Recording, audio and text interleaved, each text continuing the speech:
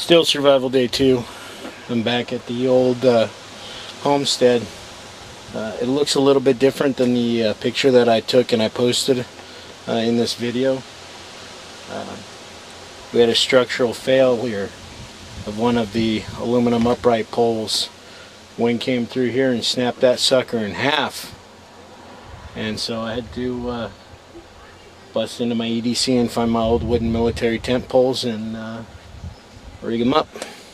But go figure, I'm up here doing a solo and trying to be on my own, and the guy just propositioned me for work on a fire truck while he's doing some brush work. Should be interesting. He likes fire. He likes fire, yeah. Chappie here, still survival day 2. So these people in the campsite, they'll all be gone tomorrow. And I'm prepping later this week's survival food right now. Did my time, took my chances. With the distance, now I'm back on my feet. Just a man and his will to survive. So many times it happens too fast. You chase your passion for glory. Don't lose the grip on the dreams of the past. You must fight just to keep them alive. It's the eye of the tiger, it's the cream of the fight. Rising up to the challenge of our rival. And the last lone survivor starts to spray in the night. And he's watching us all in the eye. Haha, you sick pigs thought I was gonna kill a squirrel, didn't you? Okay guys, it is survival day 3, and I have to say that I think the only thing that's saving my bacon up here from this 100+ heat I've been experiencing every day so far is my Duluth clothing. My Duluth shirt, Duluth shorts. I came up with a pair of Duluth cargo pants, this Duluth shirt, another Duluth, I want to say it's a like a polo shirt, but I don't think it is. I'll get you guys all the information on it later when I get back home. So fire hose jeans, the cargo pants, this pair of cargo shorts, this shirt, and a few t-shirts to wear under. And I'm already thinking that I'm going to wind up spending the entire 15 days in this pair of Duluth shorts. I don't think there's any way possible, unless there's like a massive thunderstorm that comes in and cloud cover for days and the temperature drops well below what it's been, that I'll even think about changing out of these Duluth shorts. They have been by far the best pair of shorts I have ever worn in my entire life, and that goes the same for the shirts. This one's got pleated armpits for added ventilation. It's got venting on the back. They've just saved my butt. And every time I want to talk to you guys, I got to find a piece of shade. I just got done making a primitive basket trap. I'll walk up there and show it to you guys in a minute.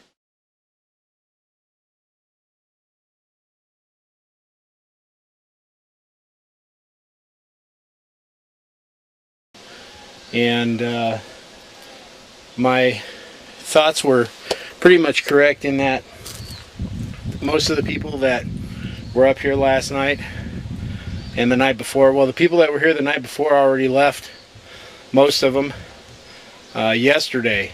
And then the people that were here last night, most of them have left already. This large family that's right down the road from me, they're packing up now, but as they pack up,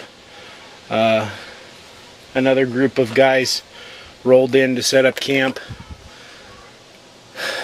But like I said, You know, this is the kind of thing that you'll run into in your survival situation in a true crap hits the fan type of scenario, is that you don't know that the area that you've chosen to bug out to, unless it's on a piece of private property, hasn't already been selected by a few hundred other people as their place to bug out to too. So you might get these little communities popping up all over the forest, all over the desert, and you're going to have to learn how to coexist with those people. And hopefully they're like-minded people and they haven't just come out there with a minimal amount of stuff and they're willing to shoot you to take yours. These are things you got to prepare for. But as far as being alone, I'm still here for 12 more days. I have no vehicle here. I couldn't get out of here if I wanted to unless I asked one of these people as they're leaving to make a phone call for me. Chances of somebody doing that for you in this day and age are slim to none. So I'm here for the next 12 days. And the water supply is running out. I'm looking at this creek bed more and more. I might have to go upstream to some of the swimming holes. But the swimming holes people have been swimming in. It's getting tougher. Just because of the lack of water. I can already feel it in my legs. But as far as food goes, I haven't even cracked into the rice yet. 1 can of beans, 1 can of those little hot dogs that come in the can. Oh God, I hate those. That's why, you know, train yourself to eat them in a survival situation. And that's pretty much it for the past 3 days now. Well, 2 days. This morning it was a bowl of oatmeal for breakfast. But I'm being very sparing even making oatmeal because that takes water, which is in demand. So, survival day 3. As soon as more people bug out of this place and it starts to thin out and there's less and less people, I'm going to show you guys more survival skills. Oh, and by the way, today is survival day 3, and today's the first day I took a dump. Yeah. Something about being in the woods and I don't know. Usually I go a couple of times a day, but when I get up into the sticks, it's like the bowels know better and they lock it up. But by the time I get out of here, I should be sweating a few pounds away, and hopefully we'll get some body fat eaten up by this heat. So stay tuned and I'll get more info to you guys as soon as I can. Dinner tonight was cooked with BioFire. That's right, people, that's a BioFire puck. After I've already had my meal and I just burped it up, that was good. The puck's still going, and since there's no open fires unless it's a jellied fuel, and that sucker seems to be doing the trick for keeping the mosquitoes away. I don't know if it's enough light for me to frame my beautiful mug by, but hey, it's the end of survival day 3. Pretty much everybody up here on the mountain is gone except me and 1 couple that are down there, but they're the local cuckoos. And tomorrow I'm hoping to take a 2-mile hike away from camp into the backcountry, and the only problem is I'm running really low on water, and the only water that we have is in those stagnant little ponds. There's no other water up here besides down at that lake, and it's all full of algae. And so if I wanted to bust out the Aquamira Frontier Pro, I could get some water, but I'm trying to conserve as much as possible, and that means having to rinse out your things you cooked your food in and then drinking the water so you don't waste it. Anyways, dinner's over. I'm having a cup of coffee, and I'm going to read some Bible. for a little bit, and then grab some shut-eye. Tomorrow being survival day 4. I got 12 more days to go, and hopefully by tomorrow afternoon I'll be the only one up here, and I can get into having some real fun in the bush. I don't know if you can hear those people yelling, but it's people like that are reason that I bring a hand cannon with me in the woods. Not bears, not mountain lions. Crazy people. Anyways, hopefully they'll go to bed soon and be out of here tomorrow. So, until tomorrow, take care and take care of the wild. Good morning, guys. Chappie here. It is 7 o'clock in the morning on survival day 4, and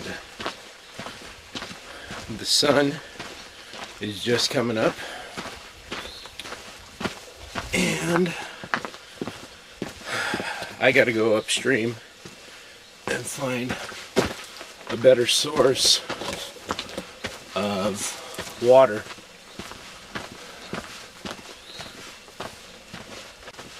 Than that polluted little thing that is right behind my camp.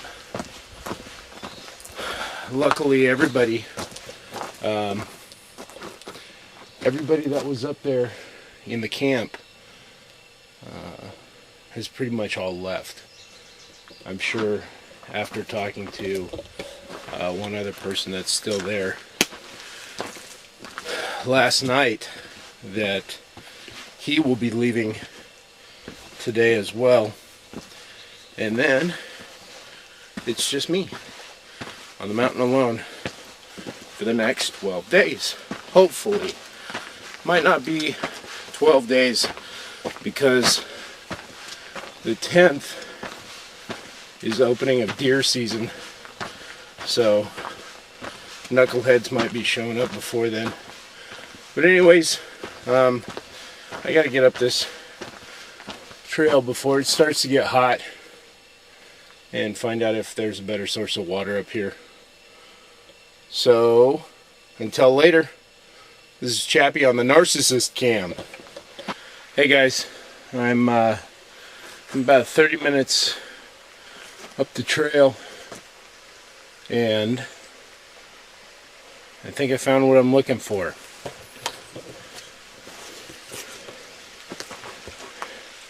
Down there.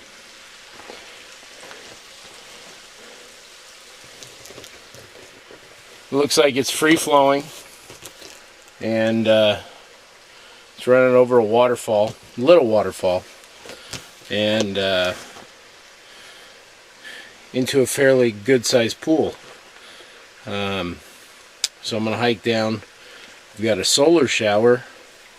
Remember that this bug out situation, or this scenario, is not all about me and what I don't have in the wild as far as survival tools. The scenario was I was bugging out from town with the things I would have in my bug out vehicle. So of course I've got a solar shower. Who wants to be all funky, especially when you're with the woman you love or something? You know what I'm saying? I'm gonna get down there, and you know what? I'm gonna try to take you guys along. Let's see if we can do this.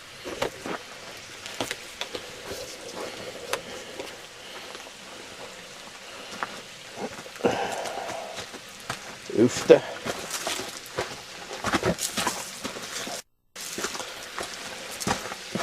It's like a billy goat.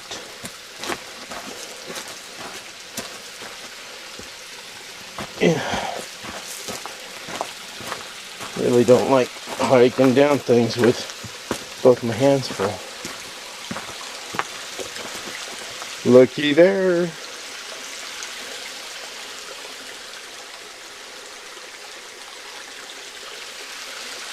I think we found a winner. Winner, winner, chicken dinner.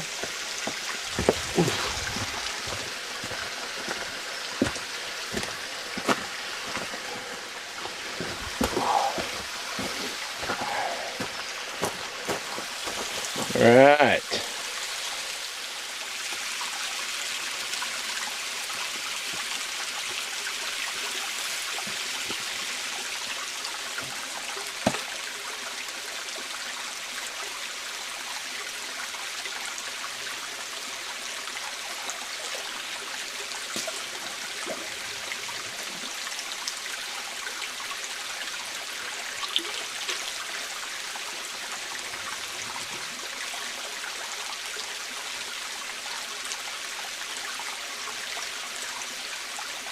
You didn't get a complete fill on the bag.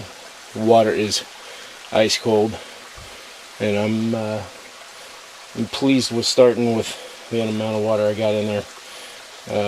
Water's kind of got a funky sulfur smell to it.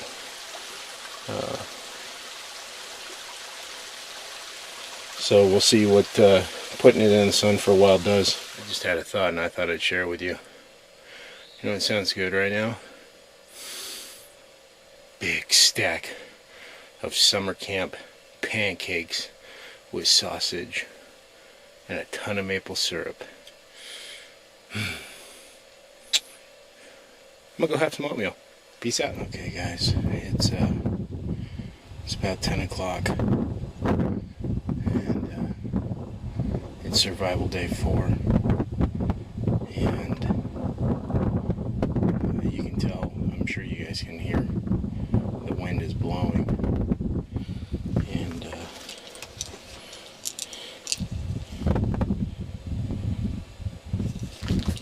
I don't know if you can see this, but it's already past 95 degrees. And the reason I'm being somewhat quiet is I just walked up this area, and I think the same 3 deer that I saw the other day are right over here. I think they were bedded down in the shade area, and I spooked them. And I'm gonna try to flank them and see if I could get some video of them again.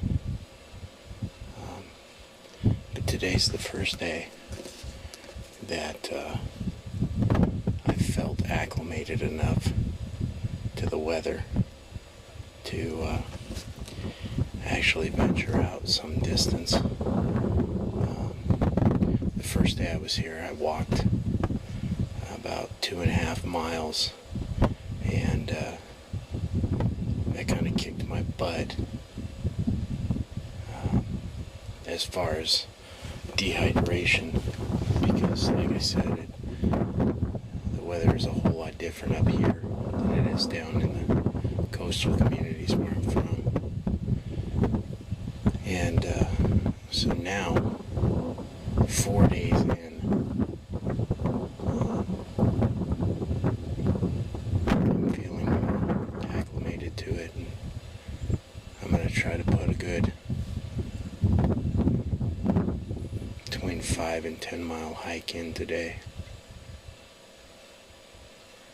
I got 1 CamelBak full of water, and that's it right now. I got to be really conservative with my water, and I drank a canteen full before I left the camp, because you know the best place to store water is in the stomach.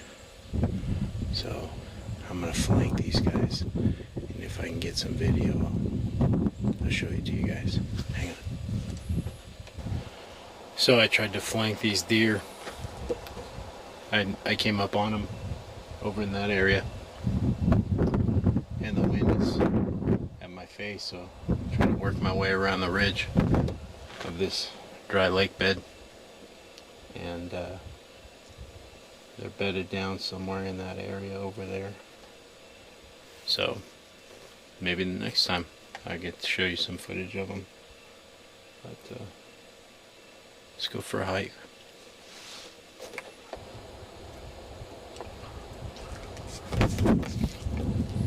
Alright guys, so I had to strip down a little bit, find some shade, get out of that sunlight, it's over 100 degrees out in the sun. It's like, it feels like it's 70 degrees in the shade, and the wind's blowing. I'm sure you guys can feel that, but I stripped off my load-bearing vest, took off my Duluth shirt, took off my t-shirt I had under my Duluth, left on my A shirt, because I'm not getting naked in the wild. But the one thing I want to talk to you guys real quickly about, because I'm coming to the end of this tape, I need to get back to the camp and get another one, is when you're putting stuff in your bug out kit, your load bearing vest, whatever it may be, like, you got to keep track of expiration dates, and sometimes I don't do that. Like, take for instance these goo packs. Yeah, expiration date of January 2010. But I had one about a half hour ago, and its expiration date was January of 2011, and I think it still had the double shot of caffeine in it that it said it had, so I'm feeling good. But the one thing I'm really glad I still had was in my EDs, or in my load-bearing vest, in one of my pockets, chewing gum. I'm not a big fan of chewing gum, but when you're out in the wild and you're walking around in the heat and the dust and everything, a good stick of fruity chewing gum really seems to help the mind, body, and soul. So anyways, guys, I'm gonna head back up to the camp here. I'm about 2.5 miles away from my camp, so with it being 100 degrees out, actually in the sun right now it's like 101, it's gonna be a heck of a walk, especially since it's uphill most of the way. But I'm gonna try to get you guys as much video as I can. Later on this afternoon, once I change the tape, I'm gonna try to go through my my rundown of my gear and let you guys know what all I have here. But if you really want to know what I carry into the wild and what I use the majority of and what I use the most and what I trust, take a class. 8-hour class. I'll run through everything on gear and how to use it properly. Cost you $75. I know everybody wants to learn everything for free on the internet, but hey, this is how I make my living, and can't give you everything for free. I'd be a Democrat then. Anyways, till the next time, talk to you later. It is seriously hot here. When I left that little sheltered enclosure, my thermometer said it was at 80 degrees. Now it's back up to 100. And I still got a ways to go to get to camp. Well, let's hope we don't get lost.